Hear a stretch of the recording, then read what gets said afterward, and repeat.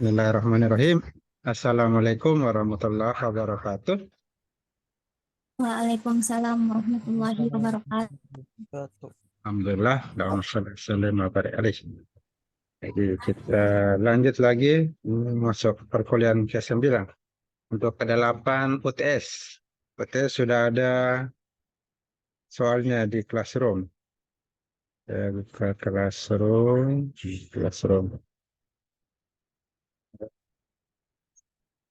Tugas saudara 9 UTS itu mana itu? Oh, ya. Dan pas akhir tugas besar ada ujian. Nah, ini ujian ada UTS di sini.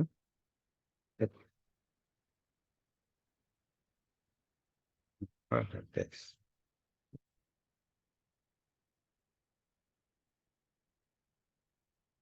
Ya, ya kelihatan. Jadi di situ ada soalnya itu diangkat ke atas.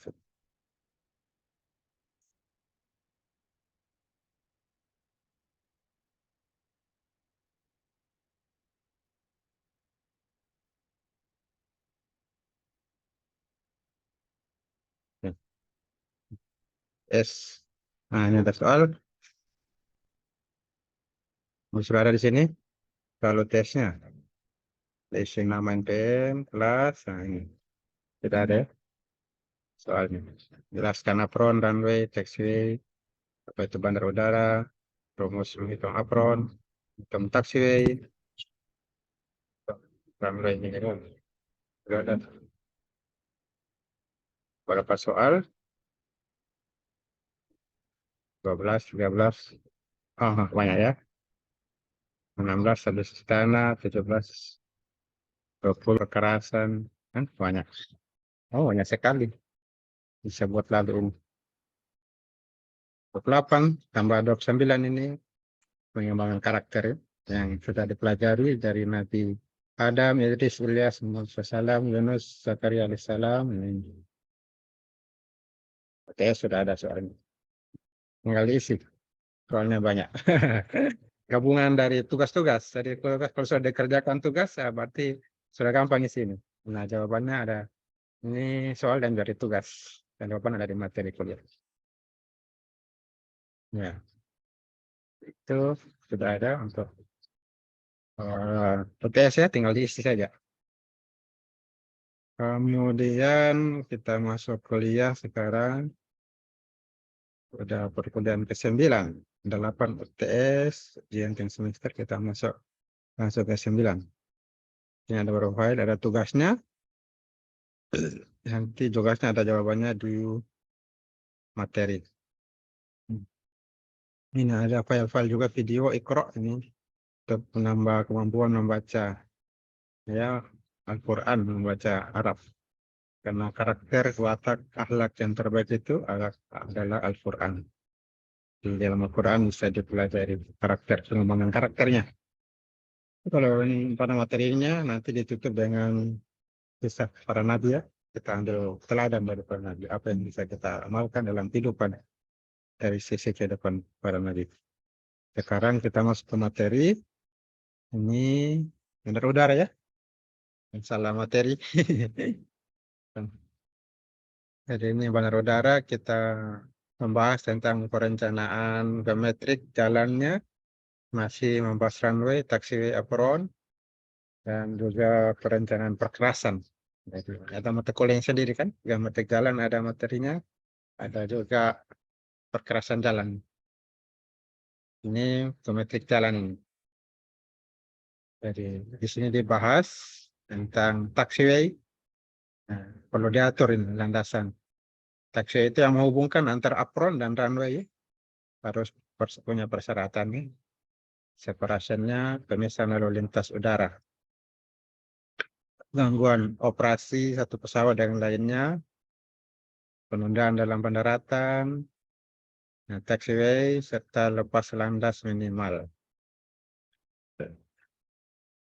Ini landasan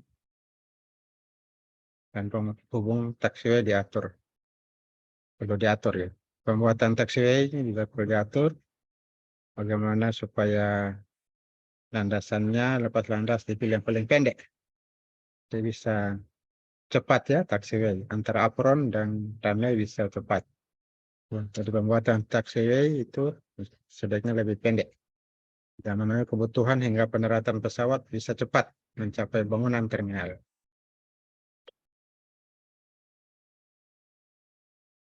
Ini kita bahas pada kesempatan ini contohnya pada pengembangan bandara internasional.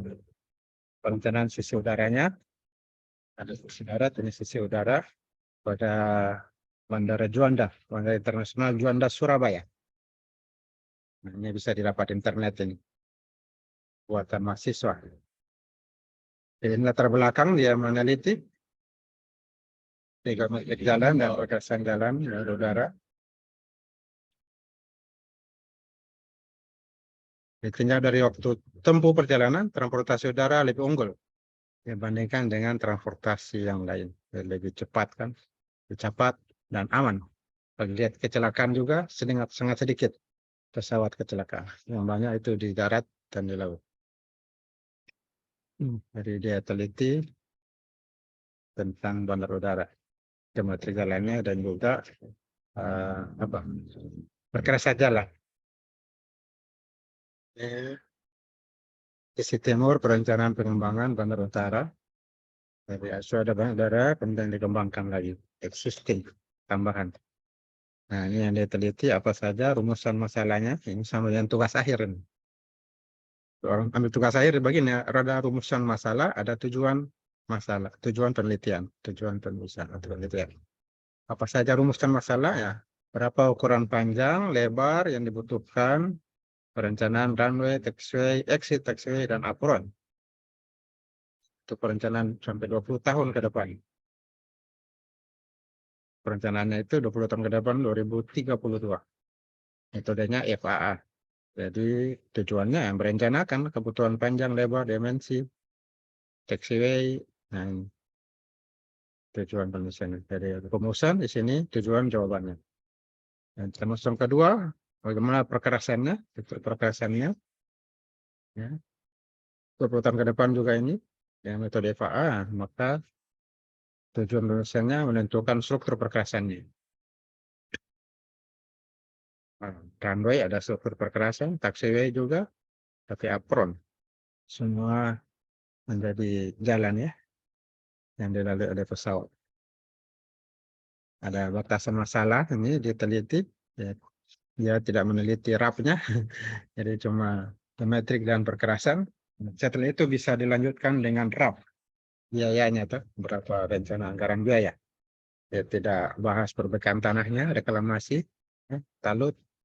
Dia tidak bahas secara drainasenya, sebenarnya udara. Dia tidak bahas analisa anginnya. Jadi ini semua bisa dibahas dalam pembahasan bandar udara.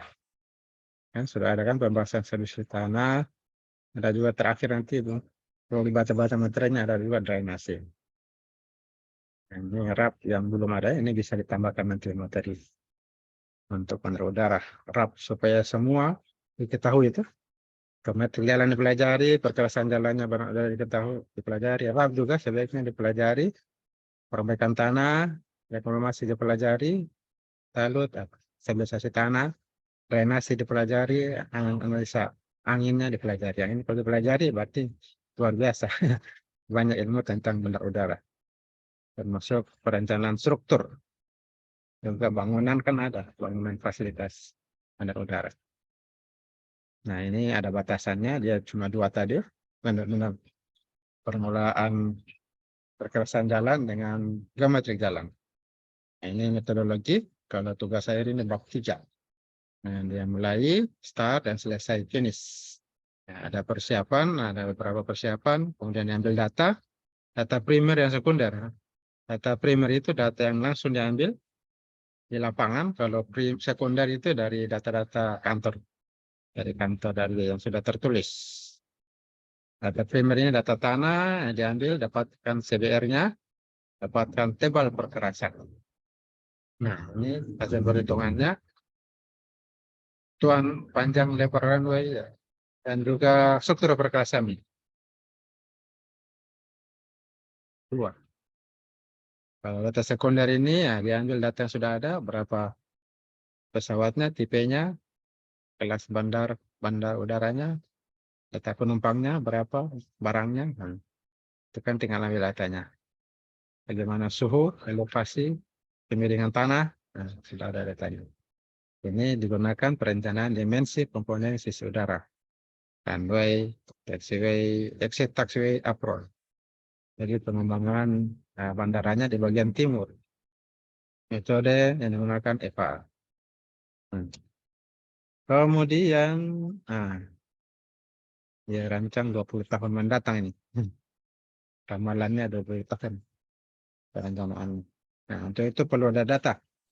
Nah, ini sudah ada data diambil 5 tahun ya. 2008 sampai 2012. Bandara Internasional Juanda Surabaya. Sudah ada jumlah pesawatnya. Dibuat dalam bentuk grafik. Maka jadilah terlihat peningkatan jumlah pesawat. Dari 7.700-an sampai 12.000. 124.000 meningkat ya. Banyak. Nah, kalau mau hitung ada rumusnya ini.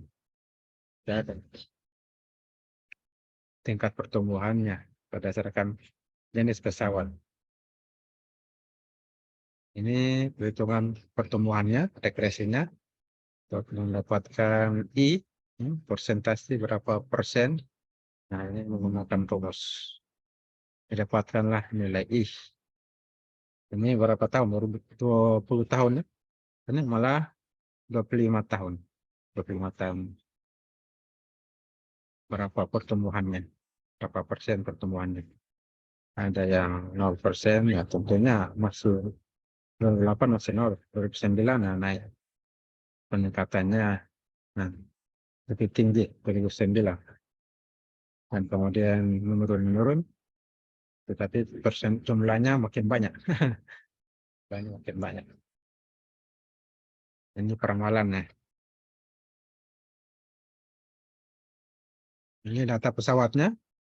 Jadi menggunakan Boeing 737 dan lain-lainnya. Ada 14 pesawat ini. Nah, pengolahan data. Setelah data mendapatkan, dirancang. Nah, ini geometrik jalannya. Runway, taxiway, exit taxiway, dan di bawah nanti ada struktur perkerasan. Untuk panjang runway, nah ini data dari Boeing 737, pesawatnya, data FFL-nya, wingspan, ada outerman gear, wingspan, data-data ini, overall length, NTOW, dapatkan data-datanya ini, dari airport, referensi port, dan approach speed for Boeing, dari pesawat Boeing, datanya ini. Nah, kemudian data-data kondisi lapangan juga yang dibutuhkan itu ketinggian lokasi dari muka air laut, berapa meter. Nah, sudah ada 3 gradien efektif yang dapat data. Hitung panjang runway. FE, FT, dan FS. Nah, FE koreksi elevasi dapat 1 meter. FT koreksi temperatur dapat 1,14 meter. Sedangkan FS koreksi kemiringan, nah ini 1 meter. Maka RFL ini maksudnya panjang runway. Dengan runway-nya itu yang menggunakan rumus yang ada, dapatkanlah 3 kilo atau 3.000 meter. Nah, lebar runway sudah ada tabelnya. Dia kode berapa? Ini 4. Sudah ada datanya. Ya, kode letternya D, A, B, C, D, E, F, termasuk D. Pada yang sudah ada di sini. Wingspan dan outerman gear heel span yang sudah ada datanya. Tinggal diambil. Ini dari kualifikasi tersebut, lebar runway 45 meter. Diambil 45 meter. Ini 36 sampai 52 dan 40 meter, 150 feet. Kalau lebar total landasan dengan bahu landasannya 60 feet, 260 meter atau 200 feet. Kemiringan memanjang ini sudah ada datanya. Nah, nomor 4 kuli landasan datanya ada. Kemiringan melintang juga ada. Nah, landasannya D, nah, diambil 1/5%. Ini dimensi Bloss Pet dan dimensi Resa. Nah, pada huruf D sudah ada. Lebar stopwatch, penggolongan pesawat 4, panjang stopwatch, kemiringan stopwatch. Itu juga Resa D4. Nah, ini landasan instrumen meter, landasan non instrumen, lebar minimum berapa meter, kemiringan, nah sudah ada 5%, memanjang dan melintang maksimum. Taxiway, ini juga sudah ada data, ODD 4, gelombang pesawatnya, dan lagi 18 C. Taxiway shoulder, nah D4, 38, sudah ada. Ya, sudah gampang sekarang. Tinggal ambil tabel-tabel. Ini hasil perhitungan. Kalau sudah dihitung, ya, sebelumnya ya tinggal dimasukkan tabel. Tinggal pilih perencanaan apa, kode letternya, dan pengurangan pesawat. Sudah ada angkanya masing-masing. Seaway ini direncanakan ini dengan kategori pesawat D, ya, dapatlah kecepatannya ini FOT, FOD, FV, V, VE, A1, A2. Ini bisa dibaca-baca. Datanya sudah ada. Berkoleksi, nah ini rumusnya dapatkan 1, kenaikan suhu, faktor koreksinya 1,258 suhunya. Ini sudah ada D1 dan D2. Ya. Ada sudutnya 30-45-90 derajat. D1 400 meter. D2 sudah ada juga. Sehingga jarak total runway ujungnya ke exit taxiway. Runway ke exit taxiway itu rumusnya D1 tambah D2. Dari di atasnya D1 dan D2. Ditambah. Jadi 2444 tambah 400, 1844. Itu juga ini tambah 400, 2000-an. 700 tambah 400, 2000-an. 2149. Dari jarak minimum exit taxiway digunakan itu 30 derajat. Nah, ini 1800. 90 derajat ini 2100. Nah, itulah perencanaan geometrik jalan. Selanjutnya yang terakhir ini perhitungan perkerasan jalan. Flexible pavement atau perkerasan lentur, perkerasan aspal ya, manekatnya aspal. Ada data CMR 1, CBR, subgrade ini apa? Tanah dasar, CBR, subbase ini fondasi, lapis fondasi. Ada data, maka data itu diplotkan dalam grafik. Dapatkan tebal perkerasan total. Nah, perkerasannya. Jadi gampangnya, kalau pakai grafik langsung dapatkan 52 inci. 132 cm. Ini datanya dari CBR 4%. Untuk subgrade ya, subbase ini fondasi 39%. Masih dapatkanlah 32,21 cm tebal perkerasannya. Nah, ini kemudian dibahas lagi subbase, lapisan fondasi, surface, lapisan permukaan, base course, lapisan fondasi, ada dibagi fondasi atas dan fondasi bawah, fondasi atas dan bawah, minimal base. Nah, untuk subbase dapatkanlah 104 cm. Bukan rumusnya. Surface 7,62 cm. Total base force ini 17 cm. Kalau table minimum sudah ada standarnya 6,9 inci lebih dari 12 inci. dapat 5,1 inci. Dari hasil solusi tersebut, jadikan pengurangan untuk subbase. Lakukan dengan subbase. Ini perkasan lentur, nah, daerah kritis dan non kritis. Daerah kritis 134 cm, non kritis 119 cm. Ada ukuran-ukurannya. Surface 13, ya, base force, surface. Base force lapisan atas 31, surface lapisan fondasi bawah 2 cm. Ini separate. Ini sudah ada datanya. Dan perhitungan perencanaan apron dan struktur perkerasannya. Jadi di sini pesawatnya ada A, B, C, D. Dan ada di Bandara Internasional Donggala itu A, B, C. Boeing 707 dan seterusnya, Boeing 72 dan seterusnya, dan pesawat terbang kecil. Kelas A, B, C. Ini data annual report rekapnya 38.000. Perhitungan jumlah gate. Ada kelas A, B, C. Nah, setelah dimasukkan rumus dapat gate 1 8 buah, gate 2 48 buah, dan gate 3 1 buah. Gate 3. C ya, gate 3 C, kelas C. Totalnya di jumlah 57 buah.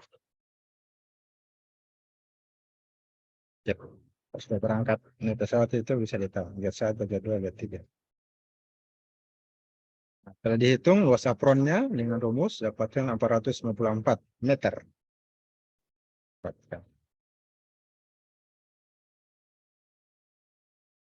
Luas apron rencana pengembangan di luas apron existing tambahan kurang luas apron bandar udara yang dapatkan 237,4 meter kuadrat. Kemudian ini lagi tabel pergerasan kaku. Ya, ada pergerasan lentur, ada pergerasan kaku.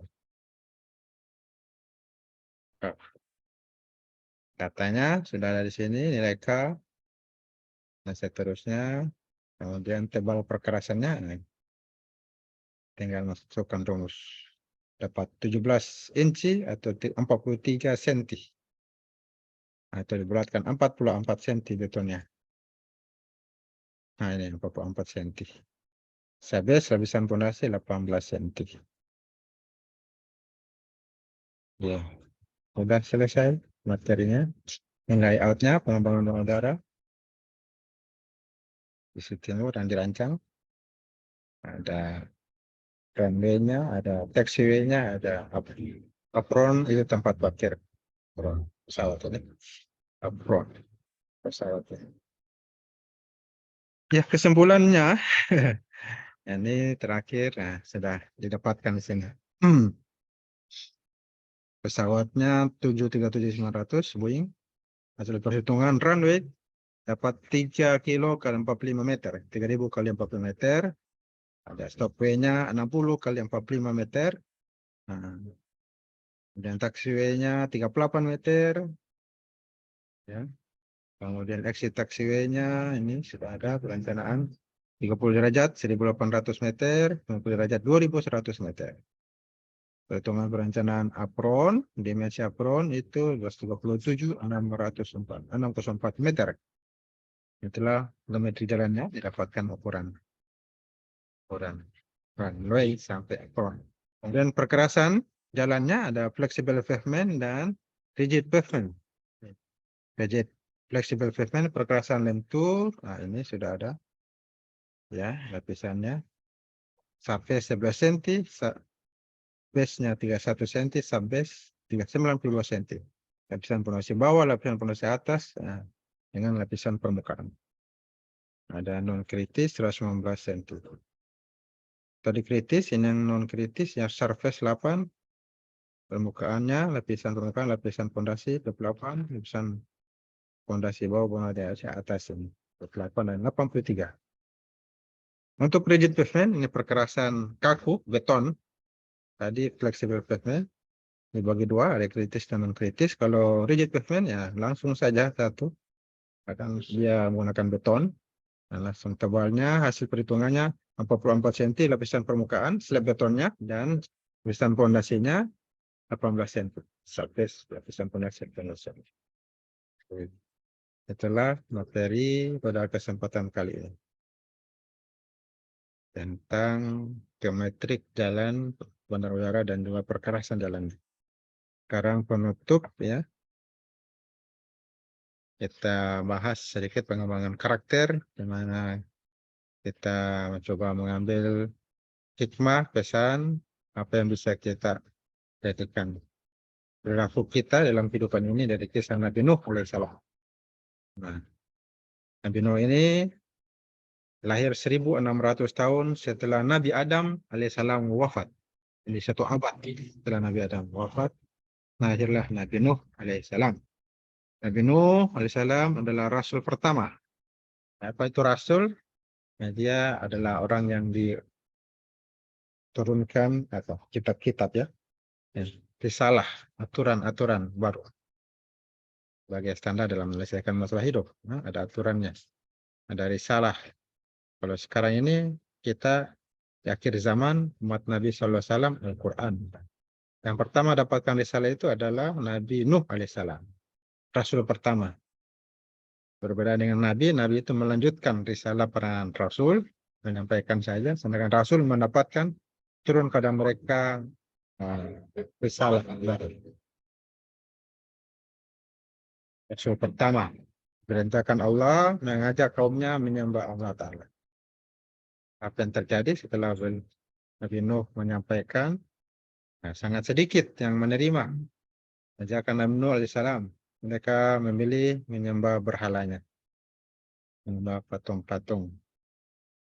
Nabi Nuh alaihissalam sabar. Dia bersabar ini penuh perhatian mengajak, termasuk anaknya, Kan'an, istrinya, kaumnya. Dia katakan, aku sembahlah Allah, maka Allah akan menjaga. Walaupun anaknya ini kelihatannya menolak. Akan menolak ajakan Nabi Nuh alaihissalam. Beliau berdakwah ratusan tahun, namun kaumnya menolak. Sudah ratusan tahun dakwah yang menolak. Sudahlah Nuh, berhentilah, kami akan tetap menyembah patung kami. Dan Allah Ta'ala merintahkan Nabi Nuh alaihissalam menanam pohon 100 tahun. Menanam pohonnya selama 100 tahun. Luar biasa. Itu digunakan untuk membuat kapal. Bahtera. Ini bahteranya. Ini ilustrasinya. Kita tidak tahu bagaimana model bahtera Nabi saat itu. Ya tentunya kapal yang besar. Menampung banyak muatan. Termasuk hewan-hewan semuanya naik berpasang-pasangan. Ini panjangnya 1200 hasta dan 600 hasta lebarnya. Jadi setengahnya lebar, panjangnya seper-2 dari lebarnya.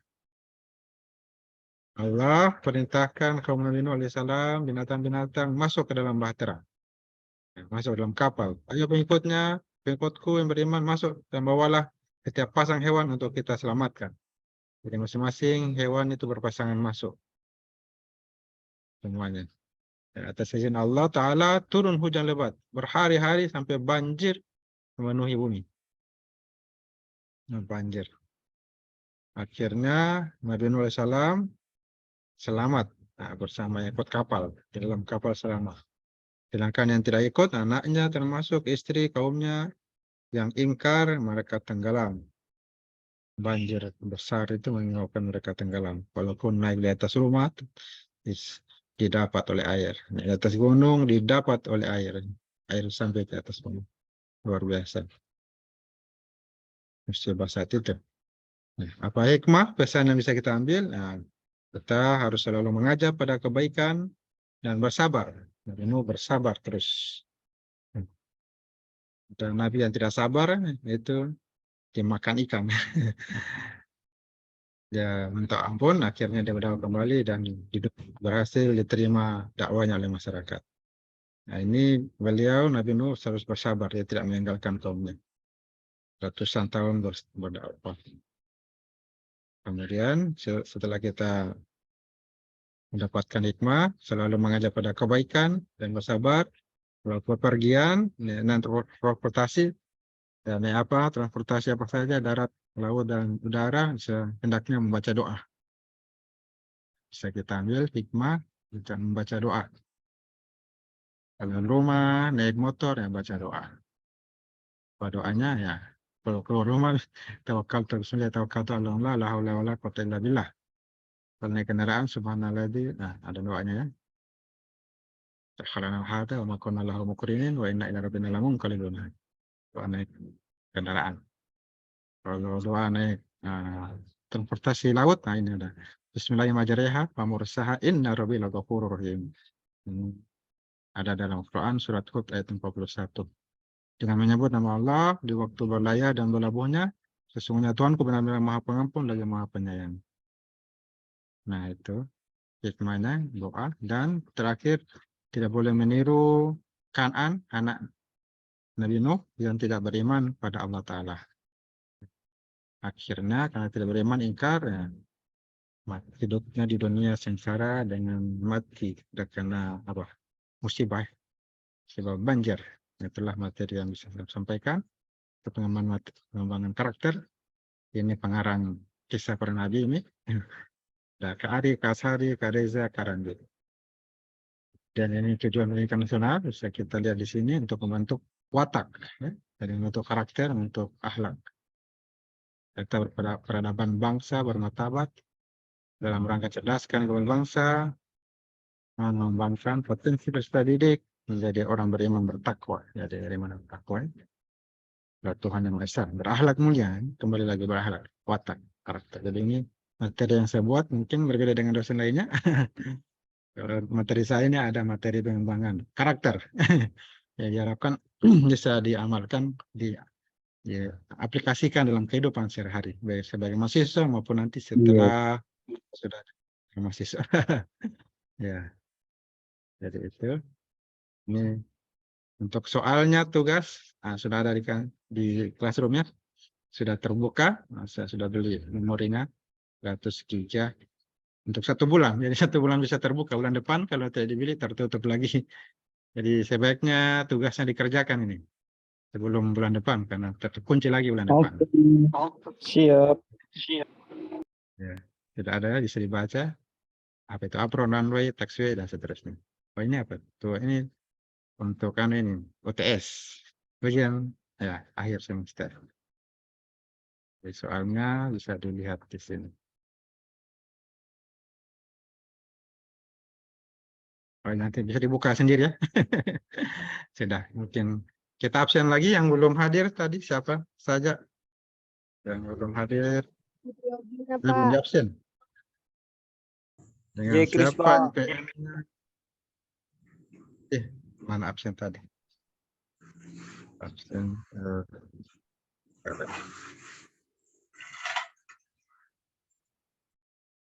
Checklist berapa NPM? 35, Pak. 9. 35. Ya, sudah 35. 49, 61, 49 Laudin, 42, Nuning Mukarroma, 61, Fitriani, 38, Rahmawati Silikito. Siapa lagi yang belum? Adi Sandi Arifat ini ada NPM-nya. Adi Sandi Arifat berapa ini? Adi Sandi 18.05 10.30. 30. Hah? 30 ya? 30, Pak. Iya, 30. 30, tidak ada yang 30. Iya. Buat ya. Buat lagi. 30.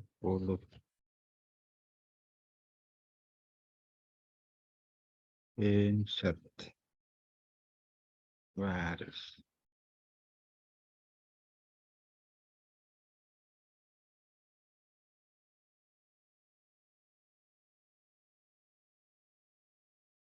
30.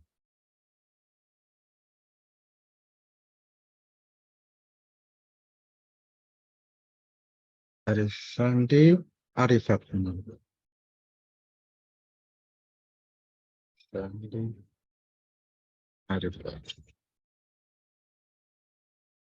Ya, baru muncul ini ya. Ya. Ada lagi yang belum di absen? Rifandi Pak. Sudah semua? NPM 33. Berapa? 33. 33.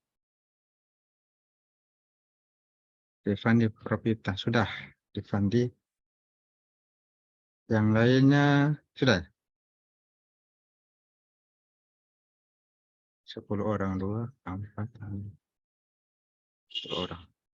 Ya, sudah.